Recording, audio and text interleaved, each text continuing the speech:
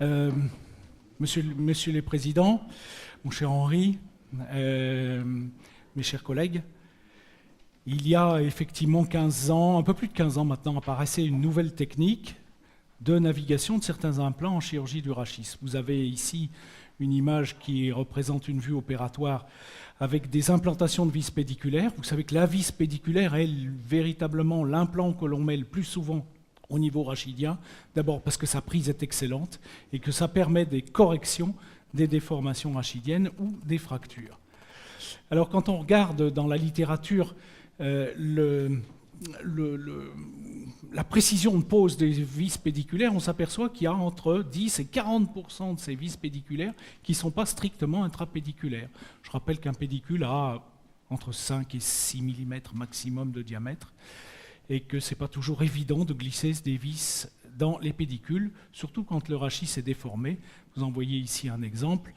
Quand les vis sont en dehors, on a un risque évidemment de déstabilisation mécanique. Quand elles sont en dedans, côté canal vertébral, le risque est évident sur le plan neurologique. Et il y a un peu plus de 15 ans, nous avons rencontré 4 individus, Jacques de Mongeau, Philippe Cinquin, qui sont tous les deux mathématiciens, mais aussi médecins, Stéphane Lavallée, qui est ingénieur et qui a été primé par cette même académie pour ses travaux, et Jocelyne Trocaz. Ces 4 personnes ont mis au point un certain nombre de choses. Et ils nous ont dit ceci.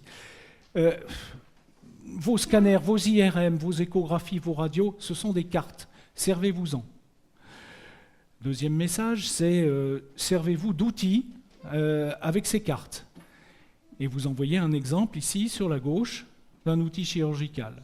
Et puis, dernier mot d'ordre, si je puis dire, quand on navigue, pratiquement tous les navigateurs utilisent un GPS, et bien vous en servez aussi sous forme d'un localisateur infrarouge qui verra vos outils et qui vous permettra de faire de la fusion d'images entre vos cartes et ce que vous voyez en paire opératoire.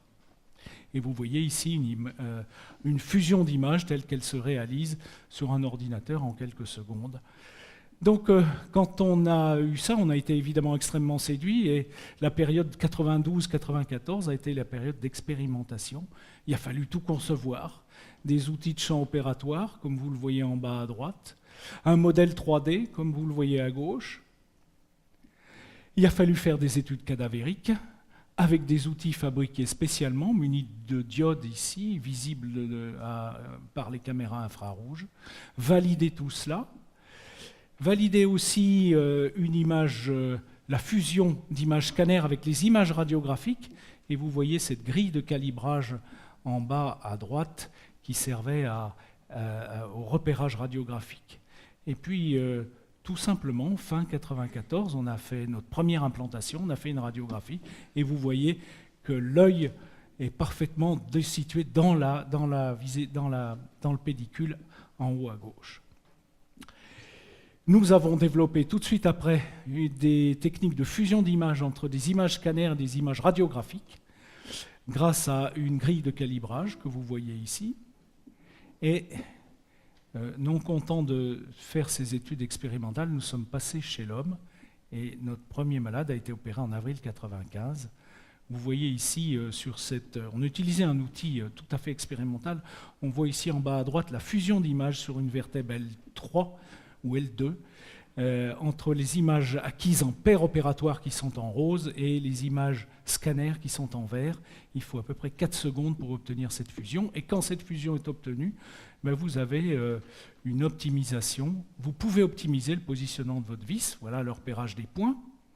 Voici les points que vous avez obtenus en paire opératoire. Ils sont fusionnés avec les points du scanner, comme vous le voyez là. Et ensuite, eh bien, il vous faut regarder l'écran de l'ordinateur, bien sûr regarder ce que vous faites, bien sûr, le point d'entrée est particulièrement important à déterminer, et vous pouvez insérer votre vis pédiculaire en temps réel et en voyant exactement où vous allez et ce que vous faites. Et ceci avec une grande précision. Donc cette jeune personne a été traitée pour sa scoliose, et vous voyez qu'on a pu obtenir un résultat tout à fait satisfaisant grâce notamment à l'ancrage pédiculaire qui permet les corrections des déformations rachidiennes dans d'excellentes conditions. Et on a vérifié par scanner que les vis étaient parfaitement en place. Donc à partir de ce moment-là, 2 techniques sont apparues, 95-96. La technique dit city-based en anglais, c'est-à-dire navigation à base scanner, que vous venez de voir, que je vais donc passer très vite. On acquiert des points, on les fusionne avec les images scanner et on navigue. Et puis la deuxième technique, où là on n'a plus besoin d'images scanner, on se base sur des images de fluoroscopie, et après calibrage du fluoroscope, et après plusieurs clichés de face et de profil, on peut effectuer une navigation sur tous les clichés enregistrés, tout simplement en présentant les outils dans le champ des caméras infrarouges et en faisant ce qu'on appelle réellement de la fluoroscopie virtuelle. Alors ces 2 techniques ont donné d'excellents résultats, puisque vous voyez qu'avec la navigation en base scanner, on a entre 4 et 6% des implants qui ne sont pas strictement intrapédiculaires. En fluoroscopie virtuelle, on a un peu plus, mais vous n'avez pas dans ce domaine-là la 3e dimension, alors qu'avec une navigation en base scanner, vous avez la 3e dimension. Alors, quels sont ces nouveaux systèmes? Ils sont au nombre de 4. Et ils ont commencé à apparaître en 2008. Premièrement, les fluoroscopes tridimensionnels. S'ils viennent d'apparaître sur le marché, ils sont capables de fournir des images en 3D. Alors, comment ça marche en principe? Eh bien, cet appareil a un bras en C, comme vous le voyez. Il est capable de tourner sur 180 degrés et tous les 3 ou 4 degrés, il y a une rafale d'images qui sont prises et enregistrées au niveau de l'ordinateur. Une fois que cette rafale d'images est prise, eh bien, l'ordinateur reformate en quelques secondes des images et vous voyez que la qualité des images fournies sur un niveau rachidien lombaire ou thoracolombaire est finalement pas si mauvaise que ça. Et vous pouvez naviguer sans fusion d'images là. C'est ça qui est intéressant. Vous passez l'étape de fusion d'images qui est toujours un petit peu délicate sur le plan du recalage. Qu'est-ce que ça donne comme résultat? C'est la thèse de Sébastien Ruati qui a été passée il y a quelques semaines. Bien, ça vous donne une précision qui est tout à fait intéressante. Le groupe B, c'est le groupe navigué. Vous voyez, on a pratiquement 4% d'implants qui ne sont pas strictement intrapédiculaires, contre 13. Une durée d'intervention qui est un petit peu supérieure, parce qu'il faut installer le système. Et par contre, une dose d'irradiation reçue qui est finalement pas... un tout petit peu moins inférieur que dans la chirurgie conventionnelle, groupe A. Et vous voyez qu'en termes d'irradiation, et parce que là, il y a déjà des papiers qui viennent de sortir, la fluoroscopie 3D avec navigation est moins irradiante que la navigation à base TDM ou que la fluoroscopie 2D ou que la fluoroscopie classique. Donc en fait, cette technique est intéressante parce qu'elle permet de un peu moins irradiée, elle est plus précise, mais par contre, il faut compter environ 8 minutes en moyenne de plus par vertèbre. L'étape suivante, c'est carrément le scanner de bloc. Vous en voyez ici un exemple. Soit le scanner est sur rail, soit c'est le scanner qui est directement dans un département de radiologie. C'est ce qu'on appelle la radiologie interventionnelle. Les orthopédistes s'en servent. Ils s'en servent notamment pour effectuer, dans certains cas, comme vous le voyez là, des vertébroplasties sous anesthésie loco-régionale ou sous anesthésie générale dans une salle de traitement interventionnel. C'est intéressant, c'est poussé jusqu'à son extrême avec le O-arm qui est tout à fait mobile, cet appareil qui permet de reconstruire en 3D pratiquement tout le squelette axial. Et le fin du fin, si je puis dire, c'est cet outil, c'est un outil qui est complètement robotisé, qui vient d'apparaître sur le marché, qui est un outil complètement robotisé qui sert en chirurgie cardiaque, mais dont les applications orthopédiques sont en train d'être mises en œuvre, notamment pour la chirurgie rachidienne complexe et notamment la chirurgie tumorale. Ce système est susceptible de fournir des images en 3D sans recalage, par simple rotation autour du patient. Il est évident qu'il faut pouvoir disposer d'une table carbone. Sans ça, on ne peut pas y arriver.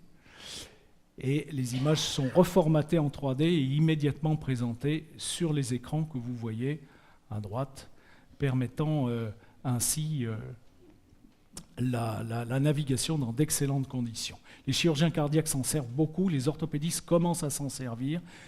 C'est un appareil extrêmement coûteux dont l'utilisation ne peut être, à mon sens, conçue que dans le cadre d'une mutualisation des salles interventionnelles. Troisième aspect des choses, il a été promu par un ingénieur allemand, c'est Klaus Radermacher, à Aix-la-Chapelle. Ce sont les gabarits. Les gabarits sont faits à base scanner. À partir de cette base scanner, on utilise un système de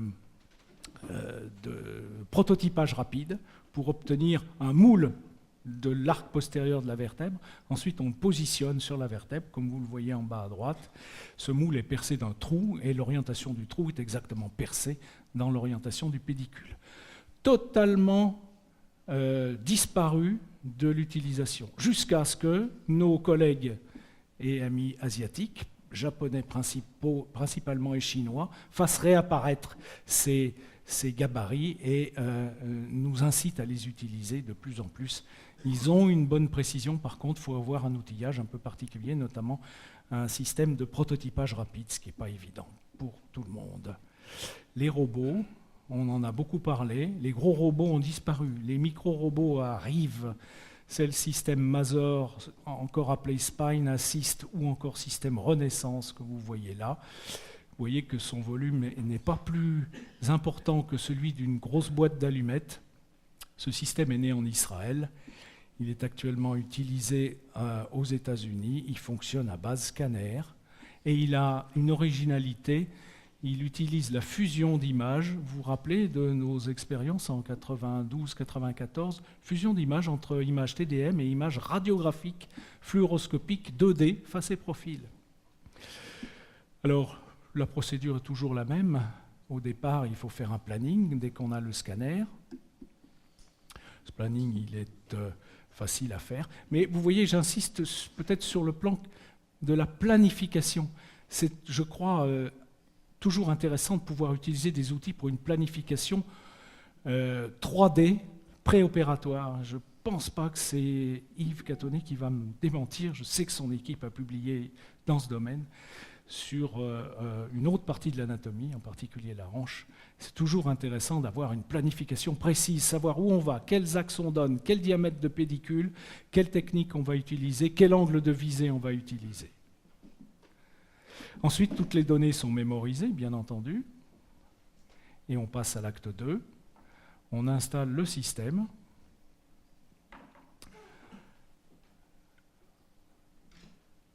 Et ce système s'installe par voie percutanée. On peut faire de la chirurgie à ciel ouvert, bien sûr, comme vous le voyez dans cet exemple-là. Ça, c'est le rail d'installation du robot. Pourquoi ce rail? Parce qu'il peut se déplacer, ça permet de déplacer le robot longitudinalement et ça permet de le déplacer sur les côtés. Pourquoi sur les côtés? Parce que dans les grandes déformations, on a besoin de le déplacer dans les côtés, tellement les visées pédiculaires sont aberrantes par rapport à l'anatomie habituelle. Voilà, une fois qu'on a placé ce rail, eh bien, on le fixe sur les processus épineux des vertèbres sous- et sous-jacentes. Il faut monter un guide de calibrage pour pouvoir faire la fusion d'images avec les images radiographiques et les images scanners. Et là, on va fixer le guide de calibrage. Dans certains cas, dans les grandes déformations rachidiennes, on est obligé de fixer ce guide de soutien du robot, vous voyez, susceptible d'être décalé latéralement, sur un appareillage qui se fixe sur la table d'opération. Alors tout cela est un peu complexe. Et une fois que c'est fait, on passe à la synchronisation 3D, c'est-à-dire qu'on va fusionner des images scanner avec une image radiographique, comme vous le voyez là. Dans un instant, il nous faut un système de calibrage, parce qu'il faut pouvoir segmenter les images, et si on fait de la fusion d'images, il faut fusionner deux images identiques, donc il faut les recalibrer. Alors c'est assez sophistiqué. On fait un face profil. Attention, ce n'est pas un amplificateur 3D, c'est un amplificateur de brillance 2D, tout simple. Et vous voyez ici sur l'animation la technique de fusion d'images.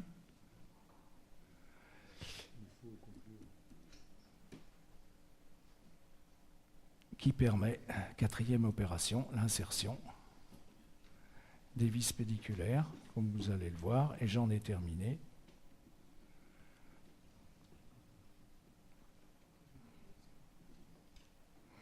Cette insertion est extrêmement précise. Il y a très peu de statistiques qui sortent actuellement, puisque ce système est utilisé depuis 18 mois, 2 ans, principalement dans quelques centres aux États-Unis. Il permet de la chirurgie à ciel ouvert et de la chirurgie percutanée. Voilà, en conclusion, les nouveautés sont au nombre de 4. La fluoroscopie tridimensionnelle, le scanner de bloc, les gabarits et les robots qui veulent emporter, je n'en sais rien. En tout cas, pour l'instant, celui qui est en pointe, qui est probablement plus facile à utiliser et le moins coûteux, c'est le scanner, c'est l'amplificateur de brillance tridimensionnel couplé à la navigation. Merci de votre attention. Monsieur Catonnet. Tu as un micro là. Merci. Bonjour, merci Philippe Merloz pour son remarquable exposé. Il faut bien dire d'abord que c'est l'école de Grenoble qui nous a appris la navigation. Il vous a montré les pionniers, mais le pionnier chirurgien, c'est toi. Et donc, tout nous est venu de Grenoble et d'autres se sont engagés sur la voie, dont notre secrétaire Henri Judet, qui a travaillé beaucoup sur la navigation de la hanche.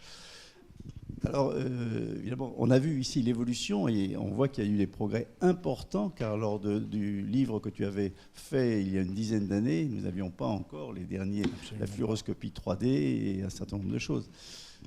Alors, je dois d'abord, étant chef de service à la Pitié, rappeler que le vissage pédiculaire, c'est l'œuvre de notre maître Raymond Roy-Camille, dans la fin des années 60, et que ce vissage pédiculaire a amené beaucoup d'amélioration dans les fixations vertébrales, que ce soit en traumatologie ou en chirurgie des déformations vertébrales.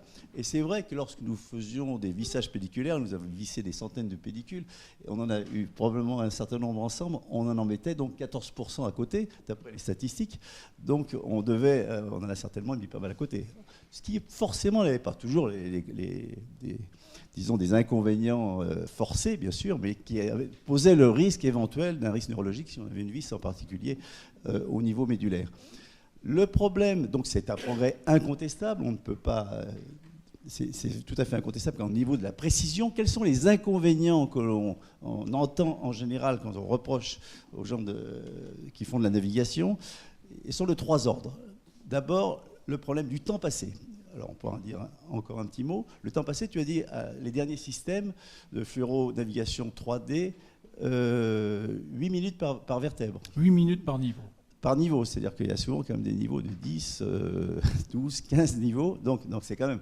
Bon, c'est un problème qu'on ne peut pas non plus cacher. Deuxième problème, c'est le temps, le coût. Le coût, bien sûr. Alors, les derniers systèmes, il faudrait que peut-être tu dises un mot un petit peu des coûts des systèmes de fluoronavigation 3D. Un amplificateur de brillance 3D avec un récepteur conventionnel, c'est moins de 200 000 €. Et un amplificateur de brillance avec un récepteur plan,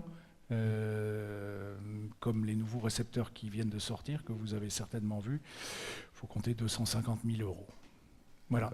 La station de navigation n'est pas incluse. Oui, bien sûr, il faut une station de navigation, et bien entendu qu'il faut l'alimenter en matière grise, c'est-à-dire en logiciel. Donc tout ça vient en plus. Troisième inconvénient que l'on peut citer, c'est le rayonnement, bien sûr, le rayonnement préopératoire, surtout péropératoire, bien sûr.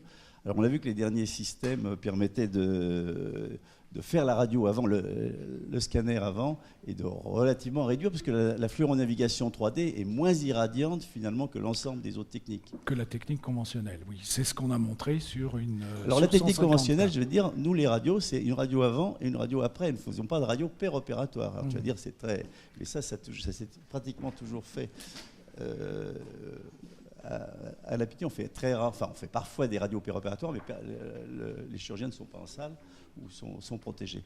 Donc on fait peu de radios péropératoires. Donc est-ce qu'il ne faut pas réserver cette navigation, bien sûr, à des indications précises? Bien sûr. Les grosses déformations Bien avec tridimensionnelles, etc. Les déformations scoliotiques, ou les rachis compliqués, ou la chirurgie compliquée de la jonction lombosacrée ou de la jonction thoracolombaire avec des complications neurologiques ou de la pathologie tumorale. Bien sûr. Pathologie tumorale, grosse déformation en 3 dimensions. En traumatologie, où il faut souvent aller assez vite, hein, en particulier dans le cas de troubles médulaires, je pense qu'il y a moins d'indications assez techniques. La fluoro 2D est tout à fait suffisante en traumatologie d'urgence. D'urgence, oui, bien sûr. Est-ce qu'il y a des questions? Merci. Avez-vous des questions? Jean Dubousset. Je voudrais juste... pardon. Merci, Monsieur le Président. Compliment, c'est extrêmement novateur ce que vous avez présenté comme technique. Pour mémoire, la navigation a été mise au point en ORL, particulièrement pour la chirurgie de l'ethmoïde, chirurgie aveugle, qui rend aveugle. Et je voulais savoir, avez-vous des appareils, des instruments identiques aux ORL finalement? C'est-à-dire possibilité d'utiliser les mêmes appareils? Je réponds complètement oui, absolument. Les mêmes outils de navigation sont utilisés par les ORL quand ils font de la chirurgie endonasale et quand ils sont obligés de travailler en collaboration avec les neurochirurgiens pour la chirurgie de la tige pituitaire, entre autres. Voilà, les outils sont les mêmes, les machines sont les mêmes, les logiciels sont un tout petit peu différents, c'est tout. Non, c'est juste un petit commentaire, car effectivement, le vissage pédiculaire a été initié par Robert Judet et Raymond Roy-Camille, qui l'a ensuite très bien développé. Et dans son service, le dogme pour visser les pédicules, c'était droit devant. Et c'était écrit en lettres d'or dans tout le service. La devise du service. Et Raymond Roy-Camille était droit devant. Et le problème, c'est que de temps en temps, la vertèbre est un petit peu de travers. Et quand vous allez en voiture droit devant et qu'il y a un virage, de temps en temps, ça se termine mal. Et c'est pour ça que la navigation a apporté un progrès considérable. Et j'appellerai à Philippe Merlos, qui l'a présenté à l'Académie tout à fait au début, ce système. Et ça m'a beaucoup impressionné. Il y a peut-être, je ne sais plus combien, 15 ou 20 ans, Philippe. Oh oui, et ça m'avait impressionné. Et moi, j'ai démarré la navigation, non pas du rachis, mais de la hanche, à la suite de cette présentation, car ce mode de travail en orthopédie m'a paru un remarquable progrès. Donc, merci pour sa communication et les énormes progrès que tu nous as montrés. Voilà. Merci Henri. Merci. Bravo.